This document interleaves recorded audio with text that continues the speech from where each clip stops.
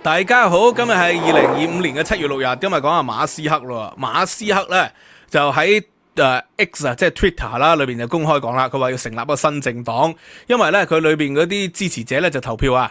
就話要成立一個新政黨，不滿咧美國嘅大移美法案咁我講下個原理先啦，即係呢個成立新政黨咧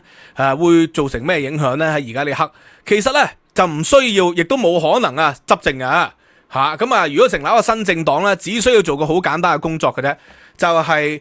刮4個共和黨嘅眾議員入去佢個新政黨度，好似英國 Reform UK 咪就咁咯。Reform UK 其實就係喺保守黨度分裂出嚟噶嘛，後來有一啲人就加入咗去選，結果又選贏咗喎，啱啱個選舉裏邊咁所以咪造成咗影響力咯，造成時勢，可以咧係話推動到整個英國嘅政治氣候嘅改變咁所以馬斯克一樣可以咁做，佢只需要咧用佢嘅資源，令到4個共和黨嘅眾議員咧倒戈。咁因為咧而家佢共和黨咧喺眾議院咧其實只係贏3席嘅啫嘛，只要有4個倒戈，咁佢就成為關鍵少數啦。成為關鍵少數咧，即係話共和黨以後要推出任何政策咧，就要同呢個美國黨合作，先可以過到眾議院。咁喺參議院仲簡單喎，參議院只需要2席甚至乎1席咧係倒戈就得㗎。嗱，而家參議院咧係有無黨派議員嘅，佢可以邀請佢入去然後喺共和黨裏邊咧再刮一個人走，咁基本上咧就可以夠票係成為否定呢個嘅任何嘅預算，任何嘅共和黨嘅一個政策㗎，因為佢只需要同民主黨合作就可以否定啊嘛。咁如果共和黨為避免佢同民主黨合作，佢推出嘅政策一定要揾馬斯克討論過，大家互相同意先可以出嘅。所以咧，佢成立一個政黨咧，風險當然大啦。特朗普可能係會即係停止佢嘅 SpaceX 或者係呢個嘅Tesla Twitter 佢哋嘅盈利噶嘛。咁但係馬斯克而家呢一刻嘅身家，坦白講如果佢呢一世乜都唔做，淨係同你玩，佢係夠玩噶。咁當然啦，最後會唔會床頭打交床尾和呢？個機率都唔細因為兩個人試過幾次噶。上次就係指控翻呢個嘅特朗普喺個即係羅利島嗰個醜聞裏邊其實係有佢份嘛咁但係最後又冇不了了之呢單嘢。咁嗱，我哋今日要解釋嘅問題係咩呢？點解美國會係2大政黨嘅？我以前喺大陸咧聽過啲學生係咁講過，咱們是一黨，老美是2黨，兩黨跟一黨沒有什麼區別的。佢哋係咁講嘅，咁我就即係笑而不語啦。其實梗係有區別美國咧歷史上嘅根本唔係2個政黨嘅，係發展過嚟嘅。咁點解而家得2大政黨係資源嘅問題？因為美國咧個選舉係用簡單多數嘅你嗰個州選贏咗，咁佢咪做州長咯；你嗰個州選贏咗，咁咪做眾議員、參議員咯。呢個係簡單多數制。咁簡單多數制咧就係資源向兩邊靠嘅。中間政黨咧係攞唔到資源當然選唔贏啦。咁所以咧佢同英國同歐洲唔同英國歐洲咧有一啲好複雜嘅制度。喺英國咧唔同嘅區咧，譬如話呢個愛爾蘭威爾斯佢哋又唔係行簡單多數制嘅喎係行比例代表制嘅喎。咁所以咧就出現咗好多唔同嘅政黨出現。咁呢個係英國嘅情況，但係英格蘭咧因為簡單多數制都係2大政黨嘅啫自由民主黨咧個影響力咧就相對較細嘅。英國咧就係工黨同保守黨。嗱，咁今日從歷史上去解釋一個問題。美國咧其實歷史上咧試過好多次咧分裂政黨嘅香港都試過啦，激進勢力係經常分裂嘅。就譬如話呢個嘅人民力量同埋社民連，咁係社民連分裂出嚟嘅咯我哋經歷過見證過，譬如話民主黨又分裂咗好多唔同嘅人出嚟噶凡係激進勢力咧再分裂出嚟嘅機率都好大，因為大家都有堅持自己嘅想法嘛。咁當你堅持自己嘅想法嘅時期，咪好容易鬧交啦咁呢個係歷史上出現過無數次噶啦。咁我今日咧就要講下咯。歷史上咧其實美國咧個政治設計咧、政治制度其實係冇政黨嘅。喺一開始咧，啱啱美國立國嘅時候，第一任總統國父喬治華盛頓就無黨籍嘅總統嚟佢係做過89啦、1789同埋1792啦2屆嘅總統，後來就建立咗個偉大嘅光榮傳統，總統唔連任2屆以上直至到去羅斯福嘅時候，因為戰時，所以就連任過2屆以上。但係羅斯福以後咧，就係修訂咗呢個憲法，就講明咧憲法唔容許。咁啊，羅斯福以前咧，大家係默契上唔做多過2屆。咁啊，第一次咧就係美國嘅總統選舉係冇總統係政黨嘅。咁但係咧去到第3次嘅選舉裏邊咧就有啦，就呢個嘅 John Adams 啊，約翰亞當斯。咁咧就係執政黨喎。執政黨咧就叫聯邦黨，呢個第一次出現嘅聯邦黨啊，咁佢梗係有反對黨嘅，反對黨就係民主共和黨。嗱，呢個民主共和黨咧個總統係邊個咧？就係 Thomas Jefferson， 呢個亦都係美國嘅國父級嘅人馬嚟嘅，就係傑弗遜啊。呢個傑弗遜總統咧喺1800年咧就擔任咗總統啦，咁佢就係民主共和黨啦。嗱，而家呢度有2個政黨，一個咧就叫聯邦黨，一個叫民主共和黨。民主共和黨啊，後來發展咗200幾年後咧，就係今天嘅民主黨嚟嘅。咁啊，佢同今天嘅共和黨係冇關係嘅。咁佢咧做咗之後咧，就長期喺美國咧就成為咗一個好具影響力嘅執政黨。咁啊，出過好幾個總統㗎嚇，呢個好幾個總統。咁啊，後來咧有另外一個政黨嘅，另外一個政黨叫輝格黨。輝格黨咧一聽個名就知啦，嚟自英國嘅。英國有2大政黨噶嘛，一個就係托利黨，今天嘅保守黨就係托利黨嚟嘅。另外一個就輝格黨，輝格黨就叫做鄉下佬嚇。輝格嘅意思就係鄉下佬咁嘅意思。咁啊，呢個輝格黨咧亦都做過總統喎。咁但係咧輝格黨裏邊咧又分裂咗幾次出嚟嘅，其中有一個咧我哋都知道嘅啊，就係叫做美國黨啦 ，American Parties。呢個 American Parties 咧就係同今天啊馬斯克所講嘅美國黨 American Parties 咧係一樣嘅喎。咁啊 American Parties 咧歷史上又改咗另外一個名嘅，另外改個名咧就叫做咩啊？就叫做 Know Nothing Parties。Know Nothing Parties 咧又叫一無所知黨。咁咧佢又係分裂出嚟嘅。咁啊，分裂出嚟咧，係對整個政治咧有個好震撼嘅。去到歷史上呢啲十字路口嘅時候就會分裂。咁美國歷史上咧有幾個十字路口啊？我哋經歷過嘅就係而家有一個十字路口啦。上一個十字路口就係越戰啦，黑人民權運動啦，就係60、70年代。再對上一個十字路口咧係幾時咧？就係南北戰爭喎。美國歷史上最嚴重嘅分裂就應該係南北戰爭，打埋仗添。咁咧當時咧，喂，我哋所認知嘅歷史同今天嘅嘢係唔同嘅。今天我哋而家係民主黨梗係左派啦，甚至乎咧，我見到有啲香港嘅特朗普支持者咧指馬斯克係左膠添，真係笑死嘅。馬斯克其實極右噶啦，係花 white 嘅，但係竟然係俾人話佢係左膠添。總之凡係反對特朗普就被左膠噶啦。嗱，當年嘅民主黨同今天嘅民主黨係唔同嘅。當年嘅民主黨咧係南方奴隸主嘅州份為主嘅，咁所以咧，今天嘅民主黨就係好左派嘅，係受呢個嘅啟蒙運動啊，呢個嘅法國大革命啊，佢哋嘅思潮影響嘅。今天嘅民主黨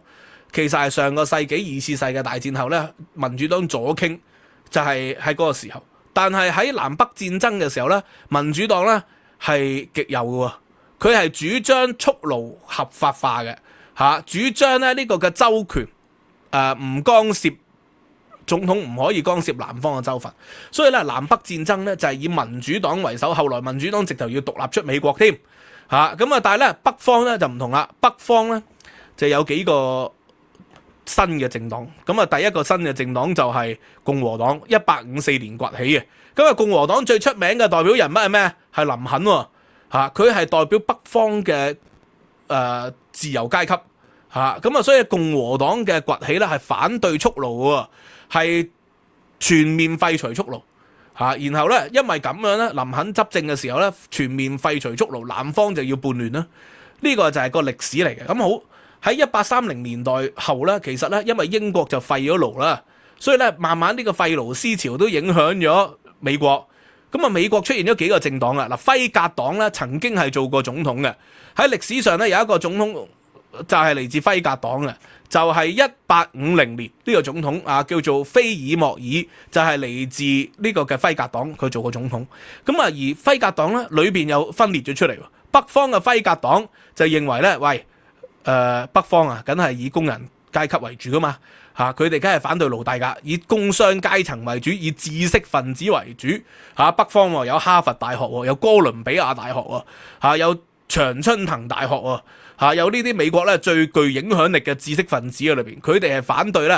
呢個嘅蓄奴嘅。咁所以咧，北方嘅輝格黨同南方嘅輝格黨唔同，南方嘅輝格黨咧亦都係擁抱咗奴隸主，甚至乎喺關於呢個嘅墨西哥新墨西哥州併入去美國嘅時候，到底係咪應該擴大奴隸制係新吞併嘅州份呢？佢哋裏邊又分裂咗幾個，咁其中咧分裂咗咧就係 American Party 啦。American Party 就係反對呢個嘅蓄奴嘅，對於當然佢唔係好強烈，佢係傾向反對蓄奴，佢係行中間派嘅。咁呢個 American Party 咧係本土主義，主張排外嘅，反移民嘅，反移民喎。所以今天咧，馬斯克用咗 American Party 呢個歷史上已經有存在嘅政黨作為名，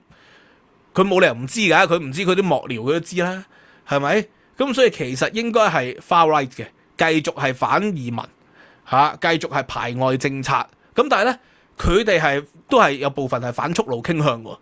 咁但係堅定地反蓄奴嘅就分裂出嚟咧，就叫做自由土地黨。自由土地黨強烈反對蓄奴嘅喎，主張咧係用自由勞工、自由人 free man 嘅方法。歷史上咧，即係呢個輝格黨咧分裂咗好幾個小嘅政黨出嚟，所以自此之後咧，輝格黨喺歷史上咧再無影響力啦，因為佢不斷分裂咗出嚟啊嘛，俾其他政黨吸收晒。咁所以後來咧新崛起嘅只係得兩大政黨啫，就係共和黨同埋民主黨，就係因為咧啲政黨咧不斷分裂，最後咧兩大政黨。咁共和黨咧喺北方就係主張左派嘅，民主黨咧喺南方就主張右派嘅。咁後來歷史上咧就不斷咁好換味啦，就改嚟改去。咁去到上個世紀30年代前後咧，二次世界大戰前後啦，嗰啲小政黨基本上已經沒落咗啦，包括咗呢個嘅自由共和黨，自由共和黨咧都沒落咗咯。呢個 Liberal Republic 咁都沒落咗，所有嘅小政黨都沒落咗，變成兩大政黨，因為資源優先。咁但係而家呢個嘅馬斯克再重搞一個政黨咧，可能喺歷史上咁樣，佢哋會左搖右擺，會左右咗咧美國嘅政治。頭先咁講啦，嗰啲政黨分裂出嚟，佢哋當然執政唔到啦。佢哋歷史上咧呢啲政黨係執政唔到嘅。咁當然佢哋雖然執政唔到但係唔係冇影響力嘅。曾經有咧舊總統即係以前做過總統咧，出嚟咧係加入新政黨噶嘛，所以呢個係喺選舉時候咧就會分裂嗰啲票，好似柯文哲咁係咪分裂咗呢個嘅國民黨嘅票，或者分裂咗呢個民進黨嘅票，只要佢投向邊度咧，佢就會邊度當選啦。所以上一屆咧，如果柯文哲係支持國民黨咧，好可能國民黨係贏咗嘅。如果佢支持呢個民進黨好可能咧都會繼續咧會有擴大嘅影響力喺裏邊嘅。呢個係馬斯克亦都係做到同樣嘅效果。咁當然咧，佢個唔好處就係會令到而家執政黨可能就要妥協啦。你可以咁睇啦，如果你係特朗普嘅支持者，但係個好處咧就係當一個極左一個極右嘅時候，你出現一個第三嘅政黨、第三勢力，佢可以拉翻去中間一啲嘅。而家無論係特朗普定馬斯克都係反移民、反非法移民啦，至少可以咁講啦。反呢個嘅即係其他國家挑戰美國嘅國際地位，大家呢個應該係共同嘅。咁但係咧個分別就係咧，對於財政上嘅問題，喺財政上問題上面咧，到底係應該要繼續擴大赤字定係收緊？因為特朗普嗰個 logic 咧，其實就係透過減稅，然後刺激啲人嘅消費。當消費刺激咗啦，經濟咪好咯。經濟好嘅時候，赤字咁就算啦，當睇唔到啦。或者係長遠嚟講咧，當消費提高，赤字亦都會減少喎，因為消費又會有稅噶嘛。當然呢個嘅左派咧，啲人成日攻擊，就話喂，呢個嘅共和黨嘅減稅係益咗有錢人喎，劫貧濟富喎。話咧馬斯克朱克伯格Bill Gates巴菲特呢啲咧，過去咁多年佢哋嘅個人所得稅係交0蚊嘅喎。咁呢個講法咧，當然係啲左派咧嘩眾取寵啊。佢哋梗係個人所得稅交0蚊啦，因為佢哋係透過股息去賺錢噶嘛。股息就唔係透過個人所得稅噶嘛，股息係要交股息稅，又交咗資產增值稅，又交咗好多其他嘅稅，咁啊公司已經交咗利得稅啦，咁所以其實你話佢哋啲富豪冇交稅，佢係冇交你交嘅稅啫，佢交咗其他交嘅稅，所以呢個我就係反對啲左派咧攻擊啲有錢人，話佢哋唔交稅，佢哋係交稅比你多無數倍，只係交嘅稅係不同類型嘅啫，更加唔好講啦，消費嘅時候有消費稅，係咪？咁所以咧，特朗普同馬斯克呢個分裂咧，我覺得如果真正走向分裂，唔係床頭打交床尾和的話咧，對美國嘅生態係會合理好多嘅，